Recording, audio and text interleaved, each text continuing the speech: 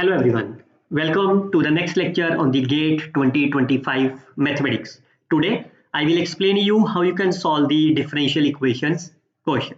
Myself Dr. Harish Kark. You can follow my YouTube channel where you can find the playlist of the CSRNet UGC GATE. Now in this playlist you can see the various lectures which are helpful for you to crack any of the examination in a very simple manner. Fine.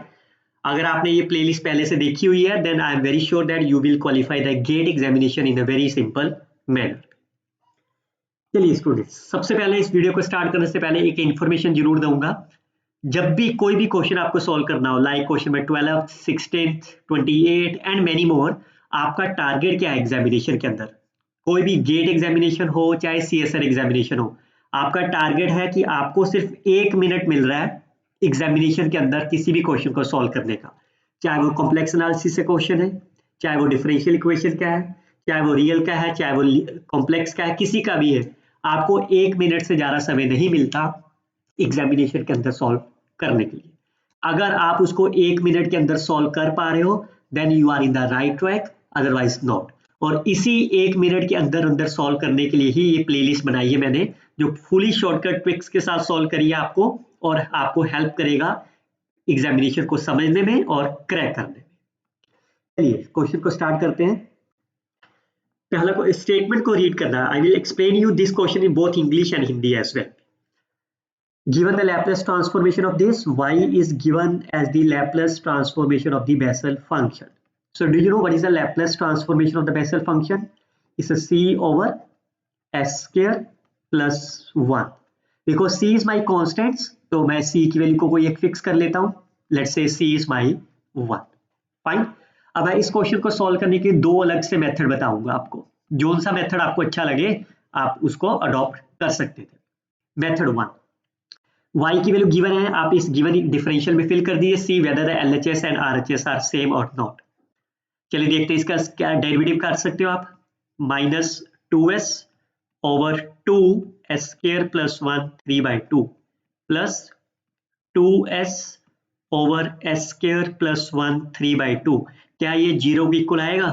नहीं आएगा, तो पहला option आपका cancel हो गया। Second option में क्या difference है? सिर्फ यहाँ पे नेगेटिव है, तो अगर मैं इसी में यहाँ पे नेगेटिव कर दूं, यहाँ पे क्या ये 0 आएगा? फिर भी 0 नहीं आएगा, तो इसका मतलब सेकंड ऑप्शन भी कैंसिल हो गया।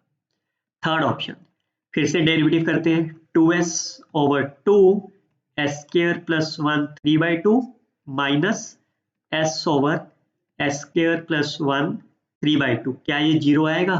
ये भी 0 नहीं आएगा, तो third option is also cancel out.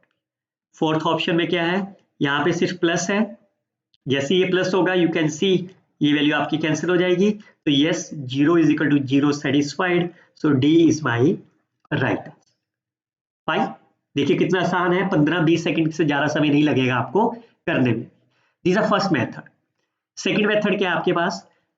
आप इस गिवन डिफरेंशियल इक्वेशन को सॉल्व कर सकते हैं। Like first option is dy over d minus 2s over s square plus 1 into ds। और आप दोनों तरफ इंटीग्रेट करोगे तो ये वैल्यू कितनी हो जाएगी? log of y which is equal to minus log of s square plus 1 into c। तो यहां से y की वैल्यू कितनी आ जाएगी आपकी? 1 over c into s square plus 1। लेकिन आपको क्या चाहिए? रूट में, तो इसका मतलब पहला ऑप्शन कैंसिल हो गया। सेकंड ऑप्शन में क्या है? यहाँ पे सिर्फ नेगेटिव है, तो नेगेटिव उस तरफ जाके आपका पॉजिटिव हो जाएगा, तो ये पॉजिटिव हो जाएगा इस तरफ, और इसका डेरिवेटिव और इंटीग्रेट करोगे तो c into s square plus 1 आएगा। That option is also cancel. Third option देखते हैं, dy over y which is equal to s over s square plus 1। तो जैसे आप इसका इंटीग्रेट करोगे तो log y which is equal to half log of s square plus 1 into c। तो y की वैल्यू कितनी हो गई? Root s square plus 1 into c। लेकिन आपको तो रूट डिनोमिनेटर में चाहिए, तो c ऑप्शन भी कैंसिल हो गया। लास्ट ऑप्शन क्या है? यहाँ पे प्लस था, उस तरफ जाके नेगेटिव हो जाएगा, तो ये पावर नेगेटिव हो गई, तो ये आपका 1 ओवर हो जाएगा। तो 1 over you can see which is the same 1, so D is my right answer of this problem.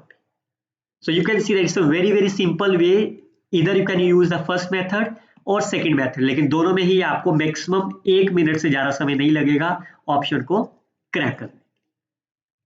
इसी तरह की वीडियोस आप इस प्लेलिस्ट में भी देख सकते हो आप। चलिए, consider the differential equation where m is my 6x6 matrix. क्या शॉर्टकट ट्रिक्स बताता हूं मैं आपको हर बार जब भी आपको मैट्रिक्स के बारे में कुछ कहा जाए। हमेशा कैसे सॉल्व करना होता है प्रॉब्लम को? आइगन वैल्यू के साथ। बच्चों, कोई भी प्रॉब्लम हो मैट्रिक्स की, आपको आइगन वैल्यू से ही अटेम्प्ट करिए, आपका आंसर 15 सेकंड में आएगा। फाइन। सो ओके, सो क्या कह रहा है? m क्या दिया हुआ है आपको?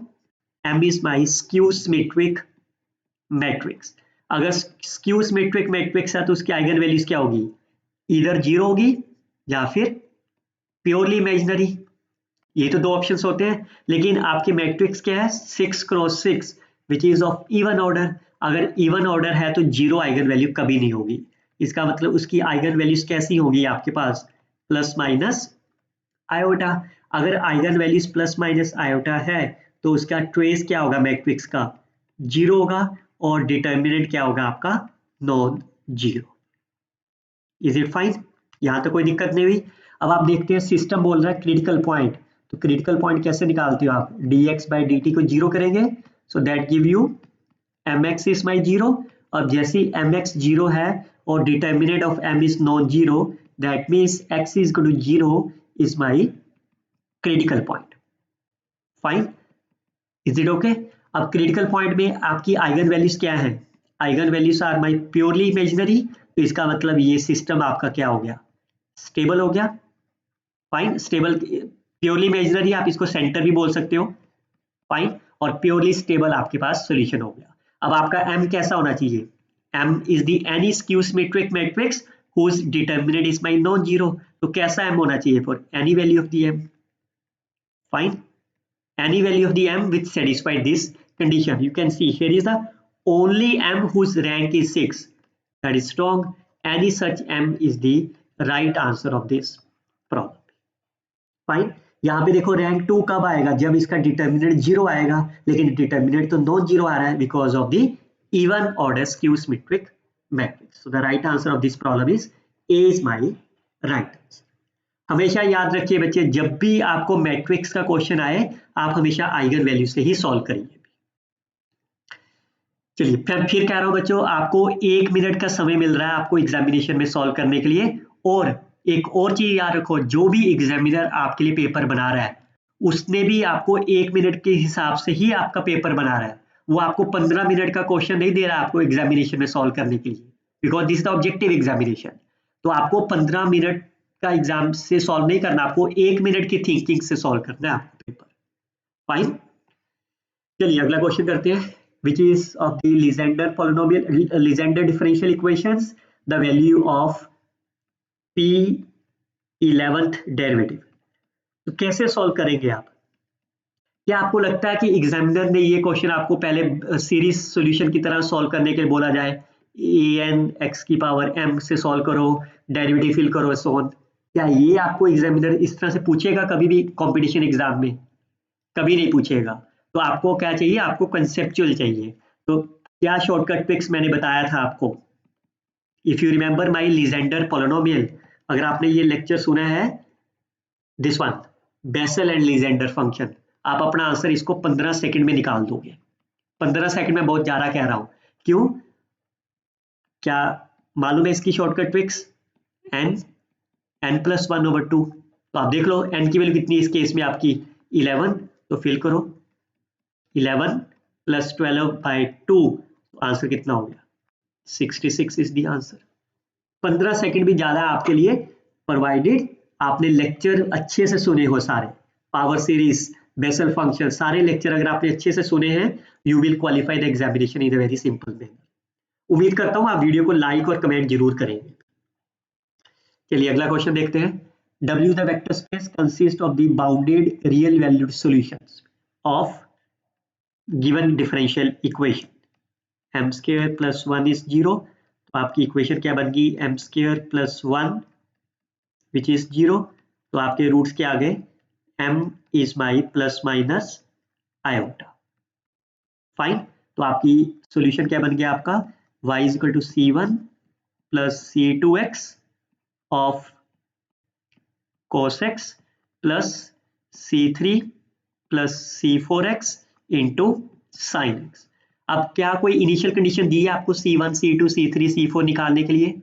नहीं दी, लेकिन एक वर्ड जरूर लिख दिया इन्होंने which is a bounded. Fine. अब आप देखिए डोमेन क्या आपकी रियल लाइन, तो ये जो आपका x है और ये x है, this are my unbounded. Fine. अब ये तो सॉल्यूशन का पार्ट नहीं होगा, पर y is my solution. Fine. अब ये बाउंडेड सॉल्यूशन कब बनेगा? जब ये वाला कोफिशिएंट आपका दैट इज C2 की वैल्यू कितनी होनी चाहिए? 0 होनी चाहिए, और अनबाउंडेड दूसरा आपका क्या है C4, ये भी 0 होना चाहिए, तभी तो बाउंडेड वाले पार्ट में जाएगा। तो आपका y का सॉल्यूशन क्या बन गया? C1 cos x C2 sin x। Fine. अब आप देखो sine and cosine both are bounded, तो इसका डायमेंशन क्या हो गया? कितने आर्बिट्री कांस्टेंट्स आपके पास? 2। So the answer of this problem is 2। तो देखिए 4 वर्ड्स आपने लिखे हैं, एक लाइन यहां लिखी है और एक अनबाउंडेड की वैल्यूज को 0 कर दिया, बिकॉज आपको सॉल्यूशन क्या चाहिए? Only for the bounded solution. अगर इसमें ये वाला वर्ड नहीं लिखा होता तब आपके डायमेंशन 4 हो जाते। फाइन। लेकिन गिवन स्टेटमेंट में सिर्फ बाउंडेड पूछा है, तो इसलिए आपका आंसर 2 हो गया। उम्मीद करता हूं आप वीडियो को लाइक और कमेंट जरूर करेंगे। अगर आपने अभी तक चैनल को सब्सक्राइब नहीं करा, please do that so that when I upload the next video you will get the notification. चलिए नेक्स्ट क्वेश्चन क्या आपका? This is the Cauchy Euler equation. Fine. तो कॉची आइलर इक्वेशन में आप x की वैल्यू को e की value z fill करते हो, तो आपकी इक्वेशन क्या बन गई? आपकी d स्क्वायर प्लस यहाँ पे क्या आता है 7 minus coefficient of x square y double dash, तो 6 into D plus 9। Right side पे क्या बन गया? e की power minus 3z into Z. Fine. ये बच्चों 7 माइनस 1 हमेशा होगा, जो भी ये कोफिशिएंट है minus coefficient of x square y double dash. आप इसी प्लेलिस्ट में कॉची आइलर इक्वेशन का लेक्चर सुनिए, आपको आइडिया लगेगा। तो ओके, आप इक्वेशन बना लेते हैं। M square plus 6m plus 9 is equal to 0, तो आपके रूट्स हो गए -3 तो आपका y कंप्लीमेंट सोल्यूशन क्या बन गया? C1 plus C2z e raise to power -3z। अब आपको पर्टिकुलर सोल्यूशन निकालना है, so that will be 1 over, इसको मैं d प्लस 3 का होल स्क्वायर लिख देता हूँ, z e raise to power -3z। e की वैल्यू -3z बाहर ले लेते हैं, तो आप d को क्या रिप्लेस करोगे? d -3, तो ये वैल्यू होगी आपकी d स्क्वायर। सो 2 बार इंटीग्रेट कर देते हैं, z square by 2 z cube by 6 e raise to power -3z। Fine. तो आपका फाइनल सोल्यूशन क्या बन गया? y is equal to C1 plus C2 z e raise to power -3z plus z cube e raise to power -6। Fine. अब मैं इसको थोड़ा सा क्लियर कर देता हूँ। ये मेरा आपका फाइनल सॉल्यूशन आ गया। अब आप इसको अगर ध्यान से देखो, ऑप्शन में क्या है आपका? ऑप्शन में क्या है? डिवाइडेड बाय 6, तो एक ही ऑप्शन है आपके पास, B is the right answer. लेकिन फिर भी कैसे करना आपको आगे कर दिखा देता हूं। आपका टारगेट क्या है? y ऑफ e निकालना। This the value of the x। Fine. y of e का मतलब अगर x की वैल्यू e है तो z की वैल्यू क्या होगी? बेसिकली दिस इज 1, तो मैं z की वैल्यू यहाँ पे 1 फिल करता हूँ, तो ये क्या हो गया? C1 plus C2 e raise to power -3 plus z की value 1 over 6 e raise to power -3। अब यहीं से देख सकते हो this the constant. Fine. C1 C2 कुछ भी आए that is so answer. Otherwise अब आप देखो y ऑफ 1, x की वैल्यू 1 है, अगर x 1 है तो z 0 होगा। फाइन। इसकी वैल्यू आपको 0 दे दी गई, तो y ऑफ 0 निकाल लेते हैं, z की वैल्यू 0, ये भी 0 हो गया, तो C1 की वैल्यू आपकी 0 आ गई। तो देखो C1 0 हो गया। अब आपको क्या बोला है? y डैश ऑफ 1 का मतलब फिर से z की वैल्यू 0 है, इसकी वैल्यू 0 हो गई आपकी, तो ये C1 तो आपका 0 ही है। फाइन। अब आप यहाँ पे प्रोडक्ट रूल लगाएंगे अगर, तो C2 1 e की power -3z -3 e raise to power -3z plus यहाँ पे प्रोडक्ट रूल लगाएंगे 3z स्क्वायर ई की value -3z e raise to power -3z is 0। अब जैसे ही z की वैल्यू 0 फिल करोगे 0 0 0 तो क्या बन गया आपका C2 इज माई 0। फाइन, तो जैसे C1 C2 यहाँ पे 0 फिल करोगे आपका आंसर कितना हो गया B is my right answer of this problem. Otherwise इस पूरा सॉल्व करने की जरूरत नहीं थी, you can do it from the given options as well.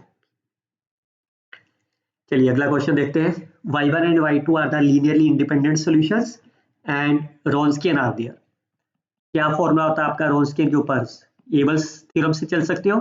तो क्या होता है आपका रॉन्स्कियन x e raised to power minus pdx. Fine. What is a pdx? You can compare the given differential equation with this quantity. Fine. So can you find the p? Make sure the coefficient of the y double dash should be 1. So can you find the p? It's a minus x over 1 plus x square. So now you can substitute the value minus minus plus x over 1 plus x square. It will be w half log of 1 plus x square. So that will be w naught into 1 plus x square. Fine. How you can find the w0? W0 is based on the initial Wronskian. So what is the value of the y1 at the point 0? Value of the y2, value of the y1 dash, and the value of the y2. So that will be 6 minus 5 is 1. So this is 1 into 1 plus x square. So your target is to find the values at half. So value of the half will be 1 plus 1 by 4 root 5 divided by 2 is the right answer of this problem. So you can see that all these questions are a very simple manner. उम्मीद करता हूँ आप video को like and comment जरूर करेंगे। आप बताइए comment करके आपको कौन सा वीडियोस नेक्स्ट पार्ट में चाहिए, whether you are interested to watch the PD, linear, real और the linear programming problem. I will upload the same videos in the next lecture. Till then, you can share this video with your friends. Best of luck, students. Happy learning.